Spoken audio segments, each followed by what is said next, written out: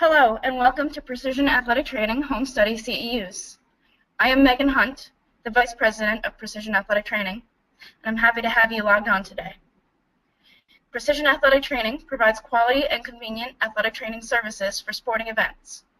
We were founded in 2009 and began providing CPR and CEU opportunities for athletic trainers in 2013. Please note that the course evaluation form and assessment form are posted on the same page as this video. Please remember to download them, fill them out, and email them to me at mhunt@precisionat.com. When I receive these, I can then email you your statement of credit for the course. If you have any questions, please email me or call me at 781-366-1880 during normal business hours. Our presenter for the Concussion series is Cassandra Johns. Cassie earned her undergraduate athletic training degree at Florida Southern College and her master's in science at Georgia Southern University, focusing on concussion research. Her thesis was focused on the prediction of concussion utilizing baseline assessment tools, which she presented on at NATA in St. Louis in 2015. Along with this, she's also the second author of The Role of a Certified Athletic Trainer/Therapist in Concussion Management, which is published in Current Research Concussion, a Canadian research journal. Without further ado, Cassandra Johns. Hello, and welcome to Precision Athletic Training Home Study CEUs. I am Megan Hunt, the Vice President of Precision Athletic Training, and I'm happy to have you logged on today. Precision Athletic Training provides quality and convenient athletic training services for sporting events. We were founded in 2009 and began providing CPR and CEU opportunities for athletic trainers in 2013. Please note that the course evaluation form and assessment forms are posted on the same page as this video. Please remember to download them, fill them out, and email them to me at mhunt@precisionat.com. Once I receive these, I can then email you your statements of credit for the course. If you have any questions about this, please email me or call me at 781-366-1880 during normal business hours. Our presenter for the Concussion series is Cassandra Johns. Cassie earned her undergraduate athletic training degree at Florida Southern College and her master's in science at Georgia Southern University, focusing on concussion research. Her thesis was focused on the prediction of concussion utilizing baseline assessment tools, which she presented on at NATA in St. Louis in 2015. Along with this, she is also the second author of The Role of a Certified Athletic Trainer/Therapist in Concussion Management, which is published in Current Research Concussion, a Canadian research journal. Without further ado, Cassandra Johns. Hello, everybody, and thank you for tuning into part 2 of our concussion series, which is going to go into evaluation. As Megan mentioned, my name is Cassandra Johns, and my email is cassie@precisionat.com. So if you have any questions following this presentation and you haven't put them on your course eval that you have to send to Megan, please just email me and let me know, and I'll do my best to answer those questions in a timely fashion. So to start off, let's go into what the 4th International Consensus Statement and the NATA Position Statement recommends for treating and managing a concussion. So we want to start with a multifaceted assessment approach. So this should include a computerized neuropsychological test. I'm most familiar with IMPACT, so that's kind of what we're going to be focusing on when we go into the stats and how it's scored and whatnot. Neurocognitive tests, so again, I'm most familiar with SAC, so that's what we're going to get into.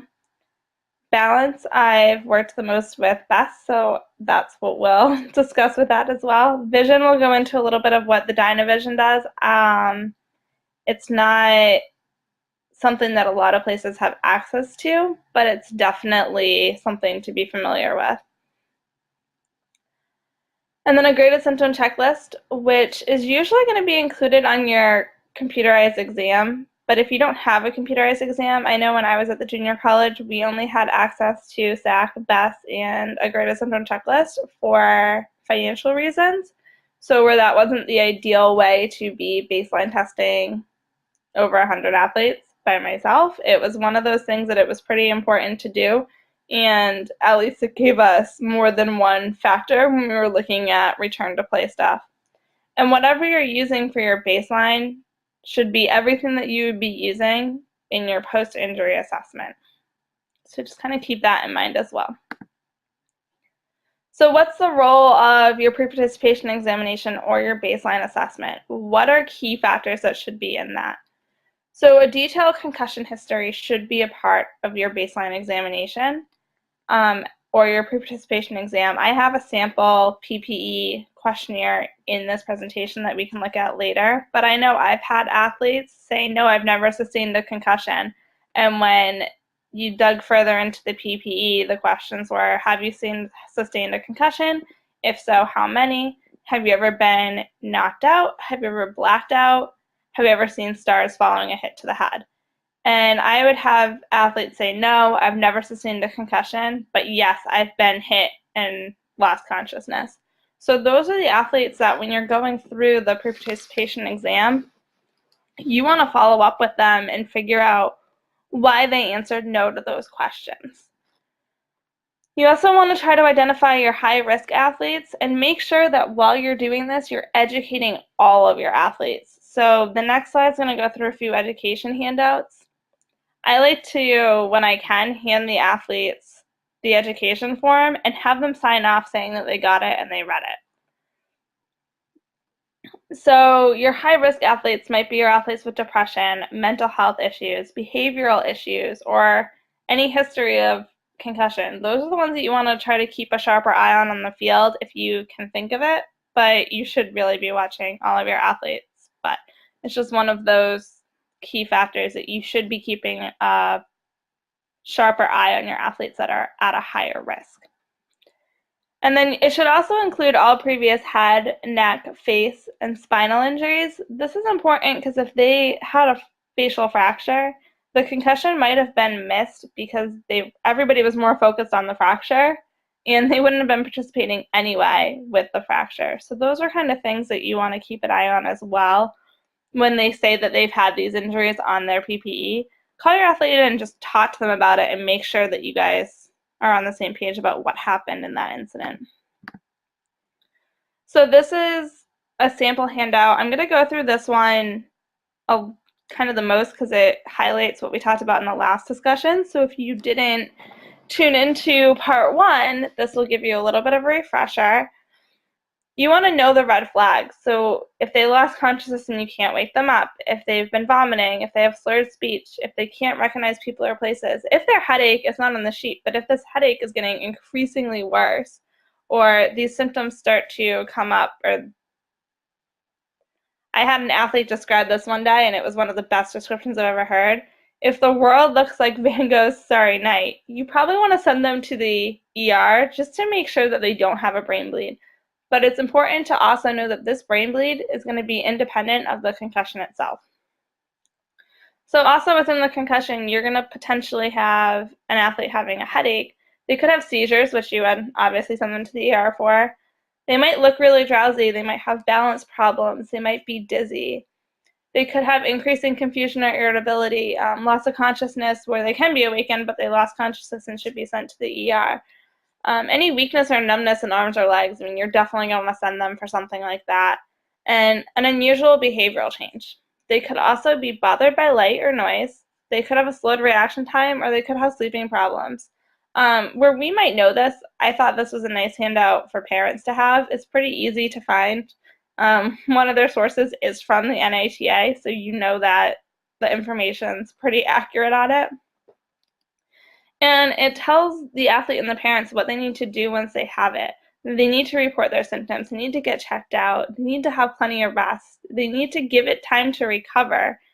and that they should slowly return back. And that if they have any concerns, they need to be addressed. They can't just hide those from everybody.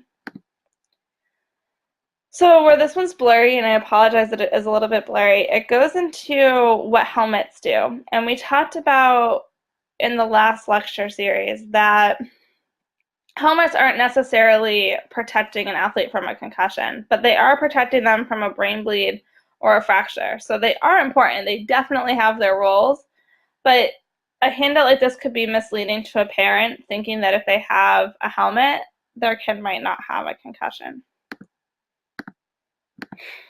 So what other handouts are out there? There's the handouts that highlight how much concussions cost and how you might be able to prevent a concussion. This is definitely not a sports-related handout, but I've had athletes come back with handouts similar to this from their doctors, so it is something to be relatively familiar with. And then the heads up concussion handout. A lot of schools are going to be using this. This is something you should be familiar with. It's easily accessible online if you haven't seen it. And I don't know, a lot of high schools are definitely going to be using this. Some colleges are going to be using this, so it's important to be familiar with. This is a kids and concussion handout that I really liked. It has a coach's action plan and a parent's action plan, or like what the parents need to know. It goes through signs and symptoms, questions that should be asked, when they should call 911. I think it's important because a lot of youth sports don't necessarily have us on the sidelines, and where we all probably feel like they should. I mean, I know I feel like they should. They might not be. And this at least gives the athletes some protection, having some sort of an action plan. And I believe this is from a youth hockey group that gives this handout to their parents and players. And then this is one from a children's hospital. It's not from Boston Children's, but it's something very similar to what you might see after an athlete follows up with the doctor that goes into what a concussion is, what the signs and symptoms are, and what happens when the athlete goes back too soon. One of the biggest concerns about an athlete going back too soon is second impact syndrome. It's something every now and then you're going to see it through the media. You're going to see it on the news. A big deal is going to be made about it. It's important to assure both your athletes and their parents that it is a pretty rare thing that happens, but when it does happen, it has a 50% mortality rate. So it's also something that's very serious, and we do want to do whatever we can to prevent it. And then this is the impact handout, and I want to take a second going over this because this is something that coaches and administrators are going to see. And every now and then you're going to have a coach that might have seen this, and it might not line up exactly with your stepwise protocol through the school or your stepwise protocol on what you're comfortable doing. So if you're familiar with this, you can explain why you're doing what you're doing while comparing it to something like this. So it talks about how important educating athletes, parents, coaches, teachers are or is when it comes to concussions. It talks about doing impact for a baseline, how to do the sideline assessment, when you should do the post-injury testing. It says that you should be doing your impact post-injury testing 24 to 72 hours after injury, so not immediately.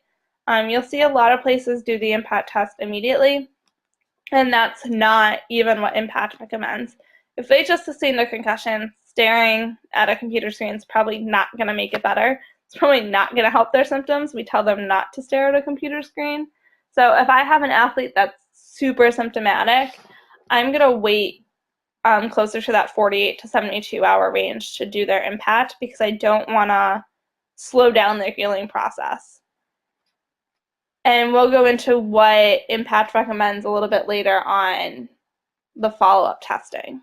It goes through that they should be symptom-free at rest and with exertion before they should return to non-contact activity. So that's good. I mean, it's definitely educating athletes and parents the way it should. It goes through a stepwise return to play and a full return to play.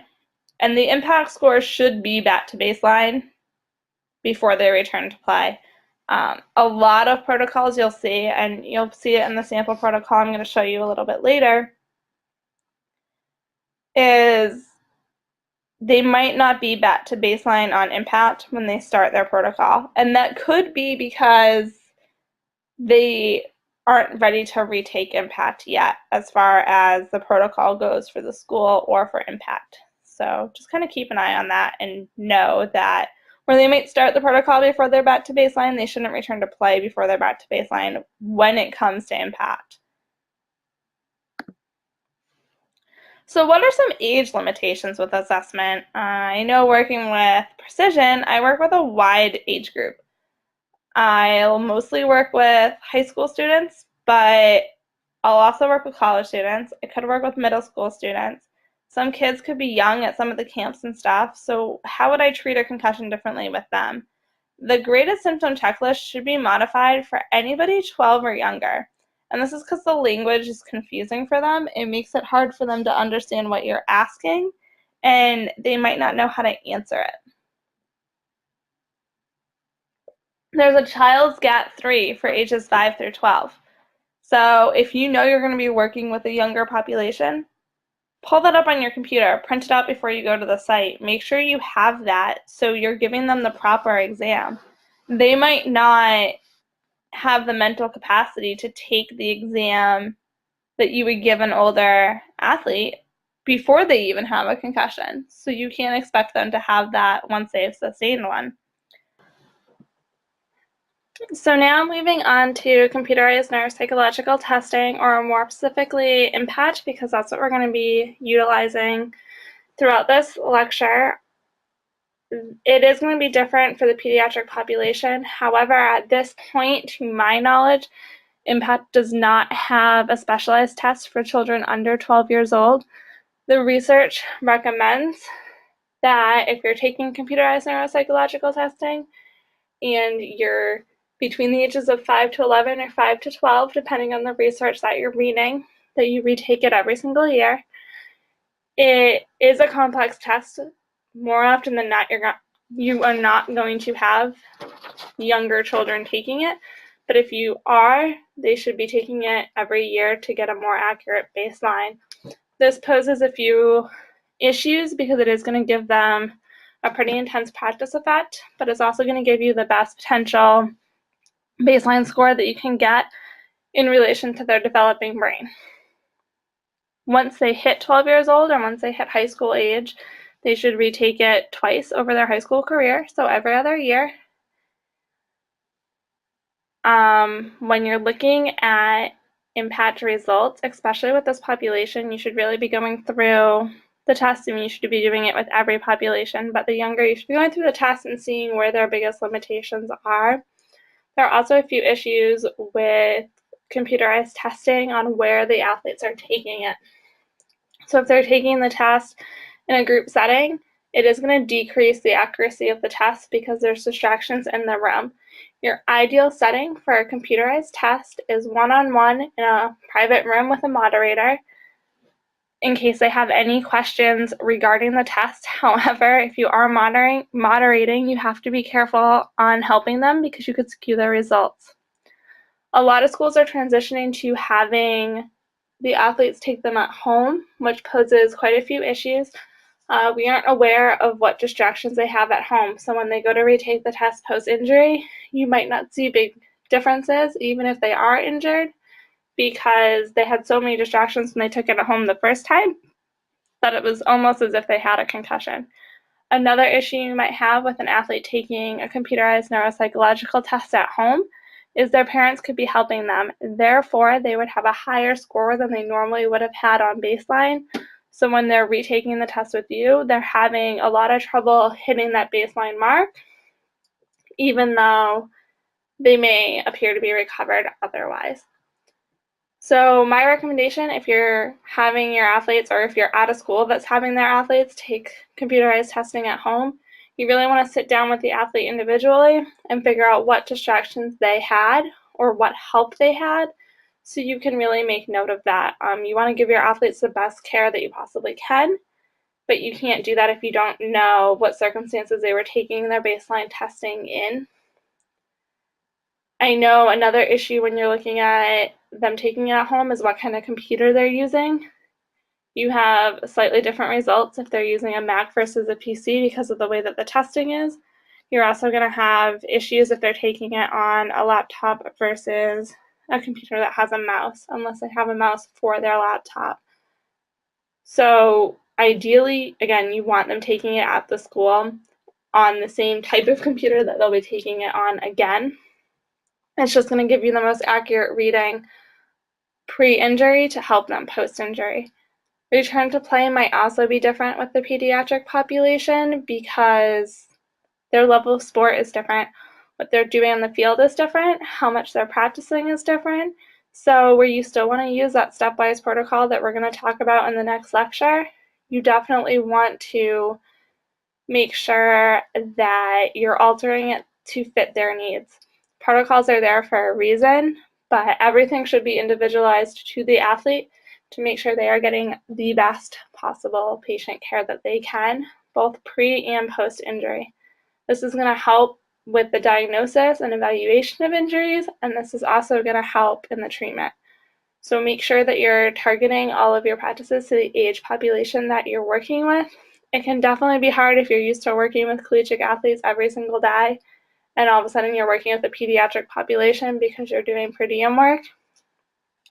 And inversely, it can be hard if you're used to working with middle school students and you transfer to the collegiate athletes. You just have to make sure that you know your patient population, especially when diagnosing concussions, because the language barriers of foreign athletes or the understanding of pediatric athletes can range and can be different, and you just want to make sure that they're getting the best possible evaluation that you can possibly give them.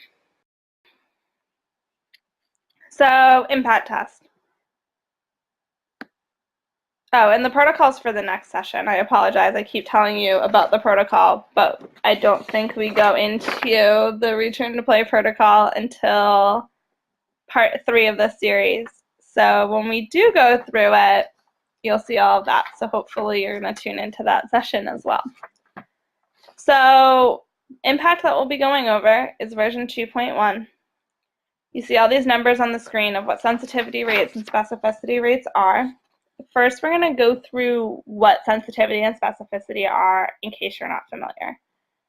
Sensitivity is if a test is highly sensitive and the test results in a negative, you can be nearly positive the condition is not present.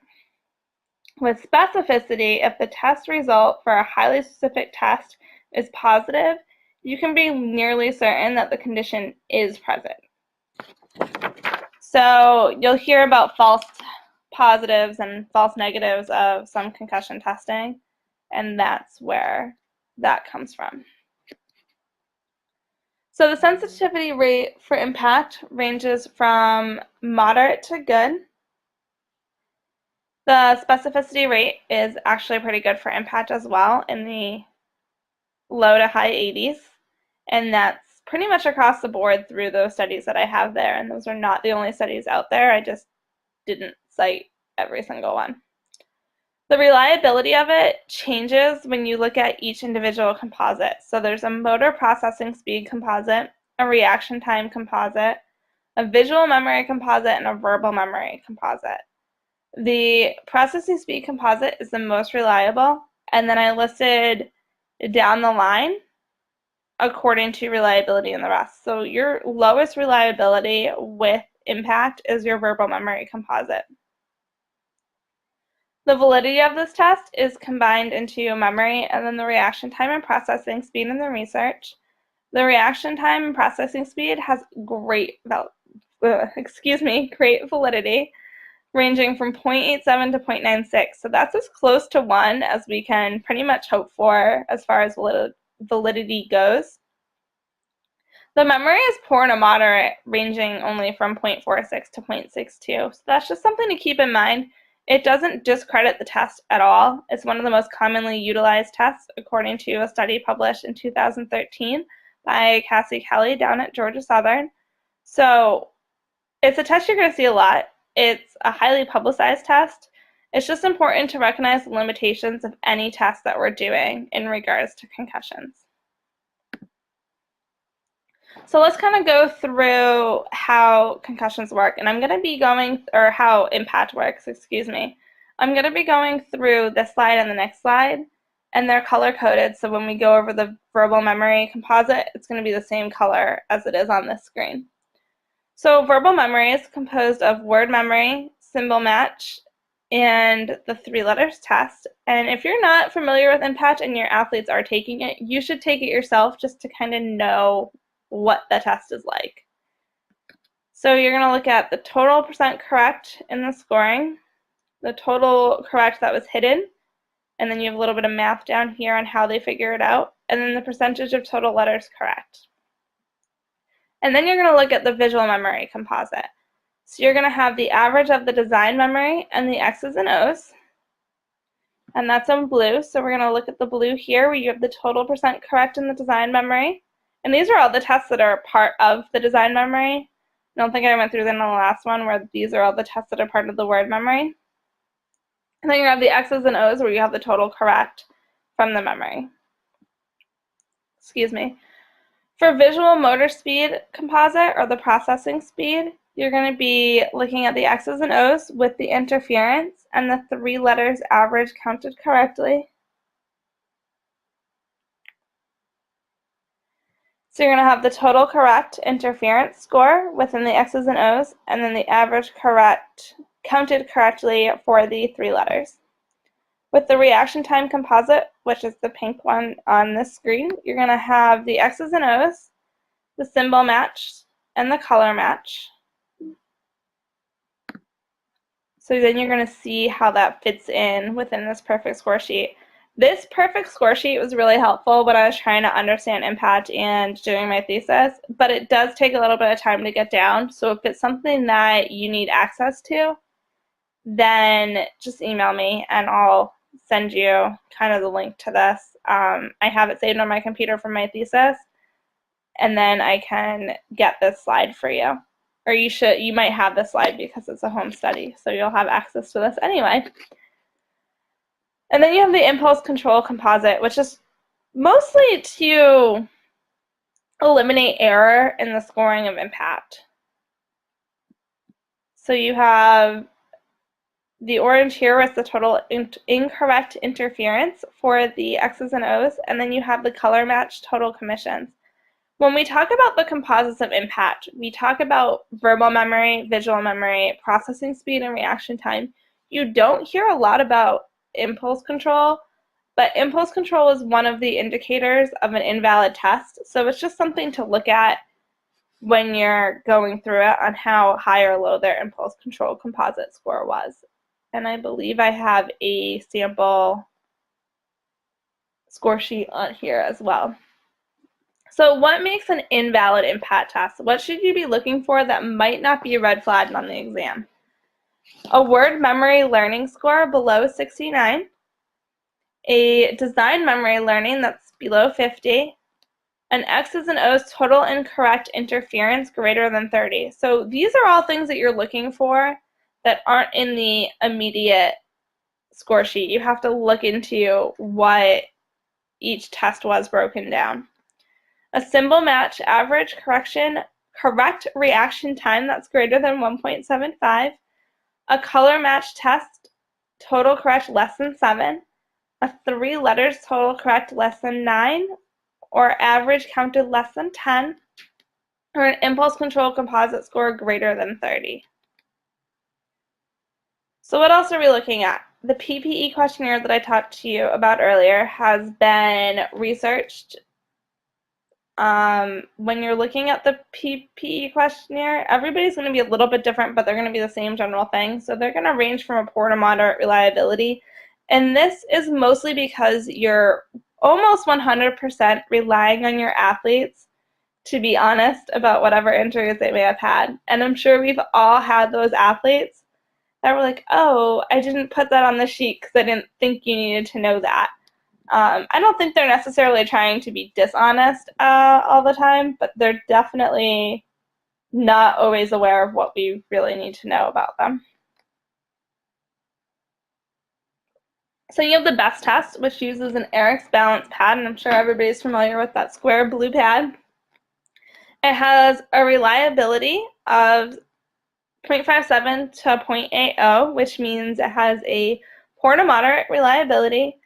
It's inter-rater reliability. So inter-rater is when multiple people are testing it. Ranges from 0.57 to 0.96. So it ranges from poor to pretty good.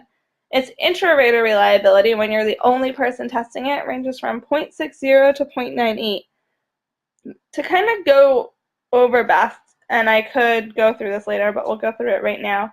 One of my classmates did his thesis on the reliability of BESS, and he looked at it in an injured population. So most of the tests on this exam have been done on healthy individuals, which doesn't give us the best idea of how well it's working. So when he did his thesis, he recruited all of us as graduate assistants. He recruited the staff.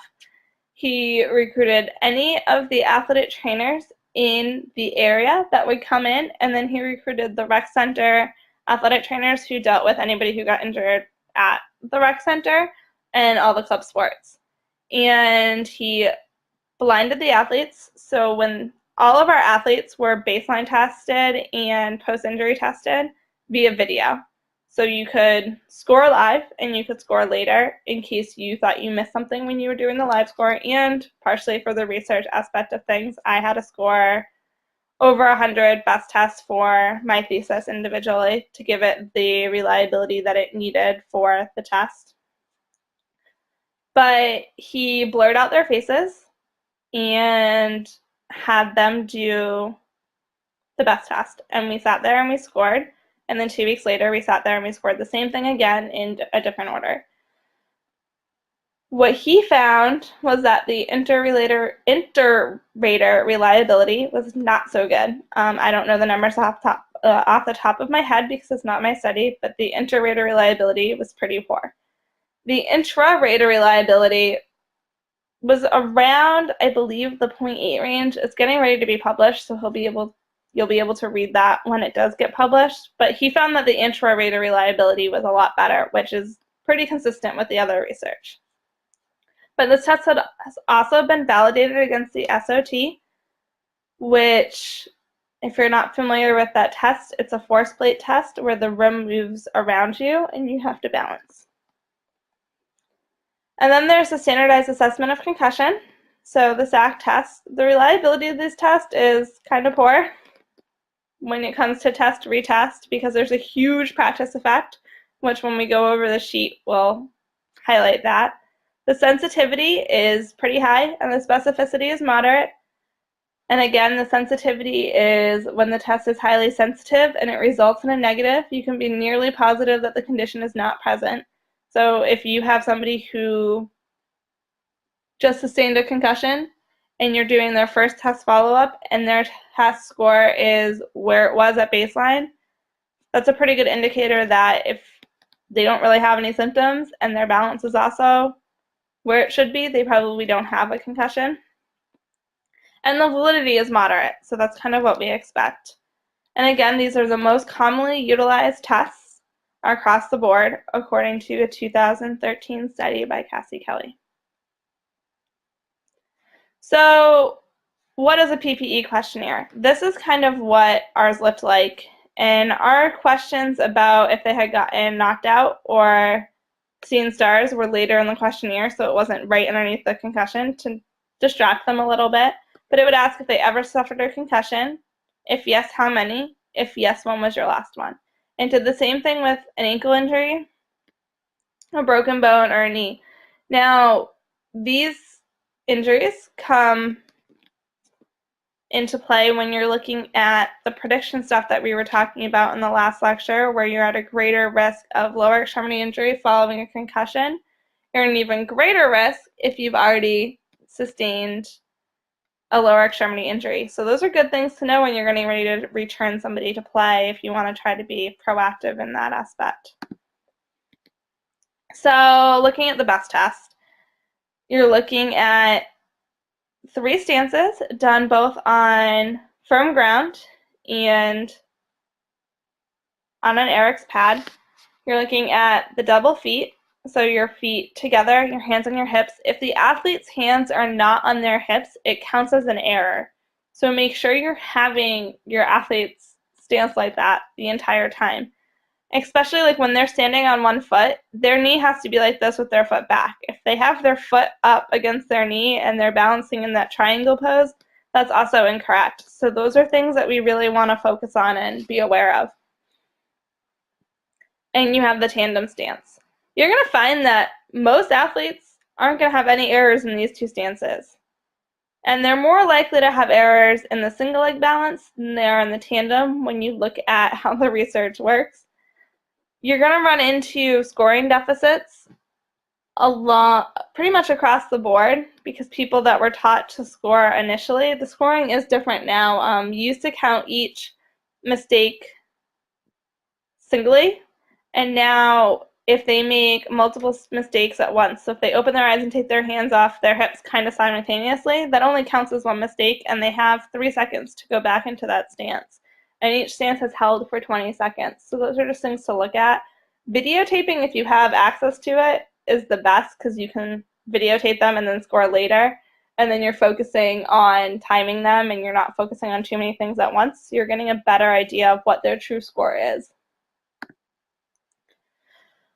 So the assessment of concussion, or the SAC form, this is an older form because some of the words go together, and I know we're taught not to have words that combine. You have orange, tiger that combines, and truck and orange could combine.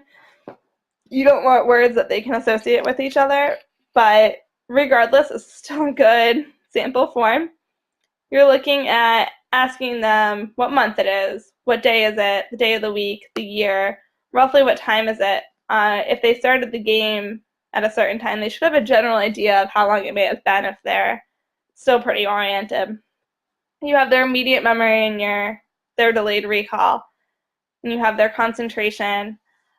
I've found that post-concussion, a lot of athletes have trouble with the digits forwards and backwards, and they also have trouble with the months in reverse order, but they could have anything. Obviously, if you were testing them post-injury, you're not going to have them do the exertional maneuvers.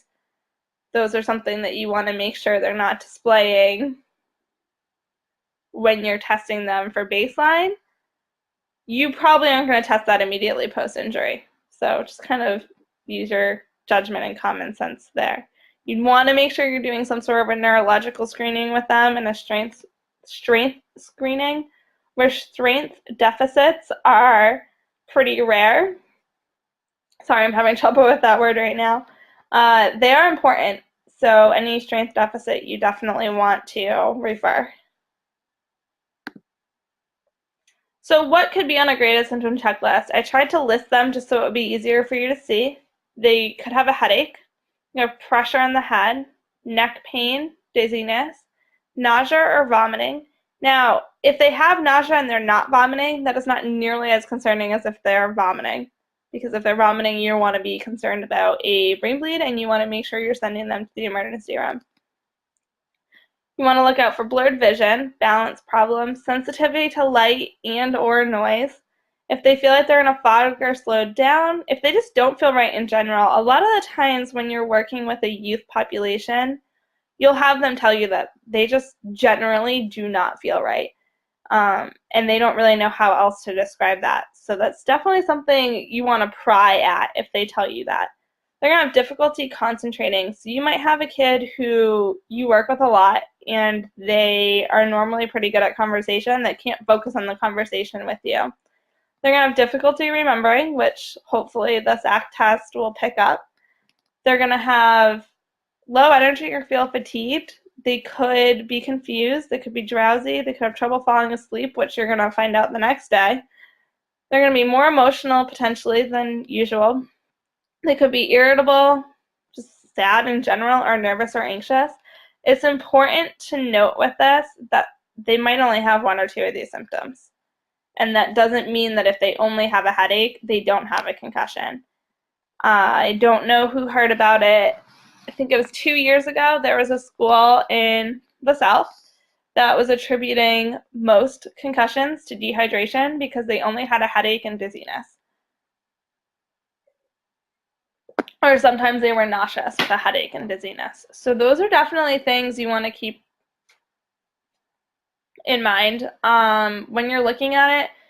Yeah, if they had a slight hit to the head and their SAC test is normal and their best test is normal, but they're reporting a headache and dizziness, they might not have a concussion, but you definitely want to err on the side of caution with that and at least hold them for that day and make sure they get checked by somebody else, because the symptoms could come up later. So you don't want to write these off just as dehydration if things like that happen. It can come back and bite you in the butt pretty good. So what other tests are out there? There's a Kindevic test, which I've just started reading up on, so bear with me a little bit as I go through it with you. But it's a very interesting test. I read all of these articles recently. They're all really great articles. If you need any of them, let me know, and I can get you the names to them. The two that are in press, I can't send you, but the other ones I could. It was originally an eye movement exam that measured reaction time, eye movement, and mental clarity. Now it can be administered by parents, coaches, and ATs. So it's huge that a parent or a coach could administer this, especially if you're working with a high school and you don't travel with them. And what if the visiting team doesn't have an athletic trainer? Now, if you're concerned about a potential concussion, your coaches can administer this test and get a slight idea on it. And you definitely want to train them to do that, but it's huge that we have a test that they're now approved to be administrators for. It has a high sensitivity but a pretty low specificity. So just because the test is positive doesn't mean that they have a concussion. You're going to see a lot of false positives with this. But if it's negative, it is pretty sensitive, so that's huge. Excuse me. I'm just going to take a drink so I don't keep coughing on you.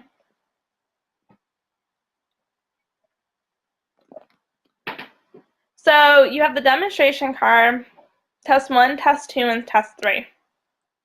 So the purpose of this test is to track the numbers down. So you would say 2, 5, 8, 3, 9, 4, 6, and go in that order. So when you're actually doing the test the first time, they're in straight lines, which is kind of nice, where you can just read them 2, 5, 8, 0, 7, 3, 7, 9, 4, 6, and you just read them in those lines. Test 2, you have to make the lines yourself. So you would have to read them 3, 7, 5, 9, 0, 2, 5, 7. And test 3 is even harder, where you would read it like 5, 4, 1, 8, 0. And they get kind of jobbled. What you want to do when you're administering this test is time them. So you want to see how long it takes them to complete each test card. And when they sustain a concussion, you can time them again. And if the time's different, then you should be concerned. Unless the time's quicker, then you probably shouldn't be concerned. But the time is slower, you should be considering a concussion at that point. And it's also a really easy test to do on the sideline. So that's good to have. So then we have Dynavision, and we'll pop up to the YouTube video. He explains it a little bit in here, so I want you to listen to that. Developer of this product, the Dynavision D2. It's a eye-hand coordination, dynamic visual skills training device that gives a terrific measurement of an athlete's ability to take in visual information, process that information, turn around, and initiate their movement. Great value to any kind of performance in sports. So we have Zach here. He's going to do a run on the unit, 1 minute run, and Zach, just set yourself up. You see that the unit adjusts upward or down, right from an NBA center right down to a wheelchair athlete. So what I want you to focus on here is how he's doing the test. There's a few different versions of the test that can be done, whether you're using it to test eye tracking or you're using it for rehab following a concussion, which we'll go into further into the series. It's not in this part. But these are things that you should be familiar with. If you send an athlete to a concussion specialist in the area, they're likely going to have a Dynavision, and they're likely going to use it for rehab. So just something to keep in mind before we continue the video. He's going to do his concentrate in that central focal area, let his peripheral vision take over. He's going to make decisions to hit the red lights and not hit the green lights that come on occasionally, and he's going to call out the numbers that flash. So he's doing a lot of cognitive processing and combining that with reactive movements. So are you ready, Zach? So notice here that when he's hitting the lights, he's not moving his head at all. So when they're properly using the Dynavision, their eyes are staying on the screen and they are, like he said, completely relying on their peripheral vision.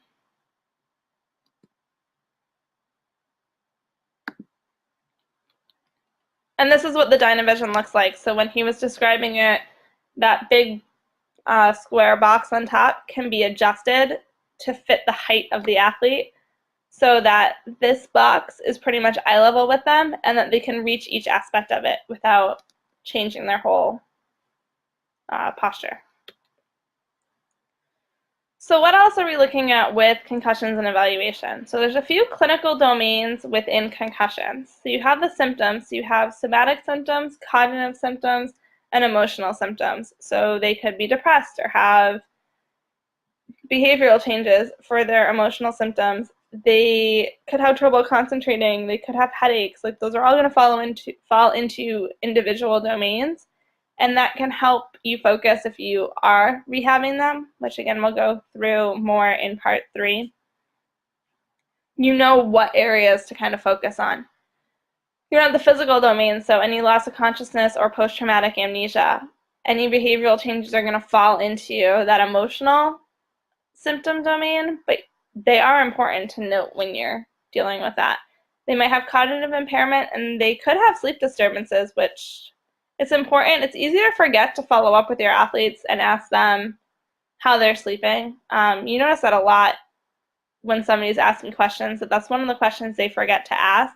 But it's one of the most important questions because if they're not sleeping, their brain's not able to rest as much as you want it to. I mean, we know that the brain never 100% rests, but sleeping is pretty much their biggest healing factor.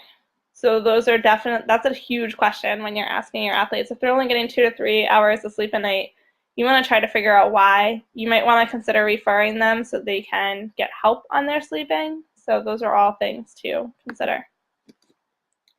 So what about post-injury? The International Consensus Statement recommends that an athlete follow up with a physician within 24 hours of injury. And sometimes that's not possible if they don't want to go to urgent care, but they should definitely be following up within 48 hours. All these results should be compared to baseline, any post-injury results. The graded symptom checklist likely does not have a baseline of 0. So if you have an athlete that does not have a baseline, normal individuals could have a score of up to 7. And that's something to kind of keep in mind. If all of their other tests are returned to normal, and symptoms aren't getting worse with light exercise, their baseline might be whatever they're telling you it is. But that's something you definitely want to work with a concussion specialist on as well. You might not want to make that decision yourself, but it's something to keep an eye on. Some athletes might never fall into the normal range, which is why baseline is so important. And some athletes might always be above those normal ranges. So you might have an athlete who has a concussion but didn't have a baseline, and all of their scores are above and beyond, but they could have been above and beyond beforehand, and there's no way to know because they don't have a baseline. So what are the post-injury testing recommendations? So you want to, like we said, test impact within 72 hours, but then you want to test it every 72 hours after that, which is why we say when they return to play, they might not be at baseline for an impact because they might not be due, or they return to the progression, not actually return to play. But if they start day 1 of the protocol or day 2 of the protocol, they might not just be taking impact because they're not ready to take it again due to the protocol that you have in place.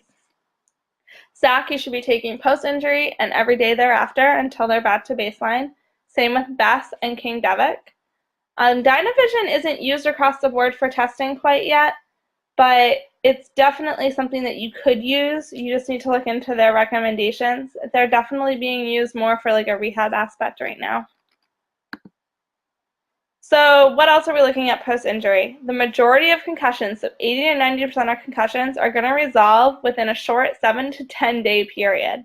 However, the recovery time frame may be longer for children and adolescents, and it may be longer based on a case-by-case basis. So that's why we say there's like a miserable minority. It's because it's only 10 to 20% of athletes that aren't recovering within this time frame.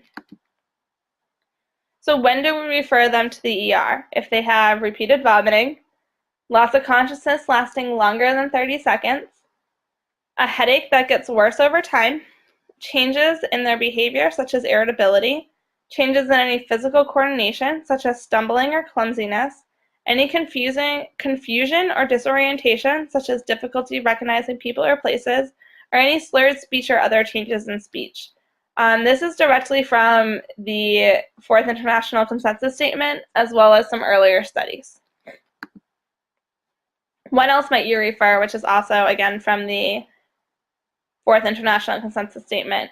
If they're having seizures, vision or eye disturbances, such as their pupils are bigger than normal, or they're unequal sizes, lasting or recurrent dizziness. So they might be dizzy initially, but if the dizziness is subsiding, it's not really all that concerning.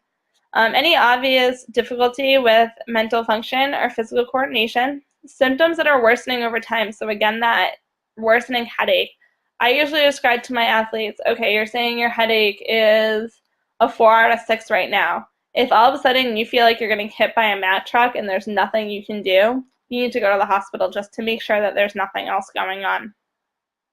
Any large head bumps or bruises on areas other than the forehead in children, especially infants under 12 months of age. Now, we're probably not going to work with many infants, but you could be the only medical professional there when an infant falls on concrete or whatever the case may be. So it's definitely something to be aware of in case you wind up treating somebody in the stands because you're the only qualified person there to do so. So what else could be looking at post-injury? This is taken from the International Consensus Statement where it goes over symptoms. Duration lasting longer than 10 days, you want to refer for a second time. Signs and symptoms that you might want to refer for. Anything else that kind of falls into that with their frequency of symptoms and their when the last time they had a concussion was. You want to take their age into consideration. You want to take any medications they're on into consideration, their behavior, and then what sport they're playing in. So in summary, you want to look at those baseline tests, those baseline scores. Make sure that you have those baselines. If you're at a place or a location that you don't normally work at and you're covering it per diem, ask the school if they have a baseline. One of the biggest mistakes you can make is not asking. Where they might not have a baseline, at least you asked in case they did. You want to understand the testing limitations at hand. My graduate director used to joke that you could get a concussion and get better balance, and it's not really a joke, but if you look at some of the research, you'll see that their balance improves within 7 to 10 days of sustaining that concussion. It's because you're having them do the balance test every single day. So it's just showing that practice effect that you're seeing. I always talk about, I've talked about using post-injury scores as their new baseline after sustaining a concussion, because when you're looking at SAC and BEF, those scores might be higher than they were on their initial baseline. You definitely want to make sure you're recognizing this concussion. So if you're not recognizing it, you can't evaluate it, right? You can't diagnose it, you can't refer. So recognition is huge in the evaluation process. And you want to make sure you're doing a full post-injury assessment. You should never be doing just one exam. You should always be doing a multifaceted approach. I know I try to keep concussion tests in my kit just in case I need them. So if you don't do that, that might be a good idea, especially when you're working per diem stuff. There's a few apps that you can use on your phone too for evaluation. I know the SCAT app's under revision, so you can't download that right now, but there's a few others that you could use if you need to. So I know this is a home study. You might not be able to ask me questions because it's a home study, but if you have any questions, please put them on your evaluation form. Please email me if you need them. Again, my email is Cassie with a K at precisionat.com. Or if you put them on your evaluation form, Megan can get them to me. So thank you for tuning in, and have a great rest of your day or night.